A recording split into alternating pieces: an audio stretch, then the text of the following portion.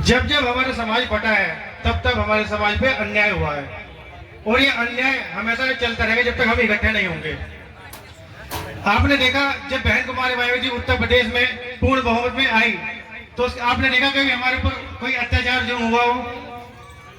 जब हम अपना कीमती वोट किसी दूसरी पार्टी को दे देते हैं तो हम अपना सारी चीज उनको दे दी और वो हमारे उस वोट का गलत इस्तेमाल कर देते हैं। आज वही व्यवस्था यहाँ पर देखने को मिल रही है। अगर उत्तराखंड में हमारी सरकार होती तो क्या यह संभव था कि इस तरह के कारनामे होते? बिल्कुल भी संभव नहीं था।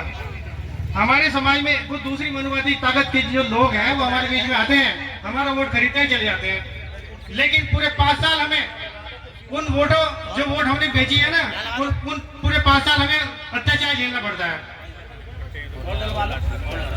अगर हम सब लोग इकट्ठा हो जाएं, क्योंकि बाबा साहब सभी कहते हैं, आज बहुत जितनी संख्या दिख रही है ना इससे बहुत ज्यादा संख्या होनी चाहिए थी। बाबा साहब सभी के हैं, उनके सम्मान के लिए सभी को आगे आना चाहिए था।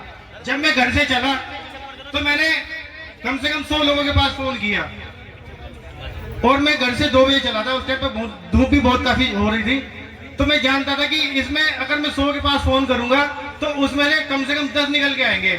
और आज वही स्थिति हुई। क्या बाबा साहब उनके नहीं थे? अपने आप को सबसे बड़ी अम्बेडकरवादी बताने वाले वो लोग जो घर में बैठे हैं छांव में और हम धूप में निकल के आए। क्यों? क्योंकि हम बाबा साहब का सम्मान बचाना चाहते हैं। साथ ही मैं बहुत कम समय में अपनी बात कहना चाहता हूँ कि हमें दोबारा अपनी सरकार लानी होगी। अपने ये जो मास्टर चाबी है, जो माननीय काशीराम साहब कहते थे कि उस मास्टर चाबी को हासिल करो और आप अन्याय अत्याचारों को से मुक्त हो जाओ। बाबा साहब ने हमेशा सामाजिक, आर्थिक और राजनीतिक मुक्ति चाहिए थी और ये तभी संभव है जब हम इकट्ठा होंगे। जय भीम, जय भारत।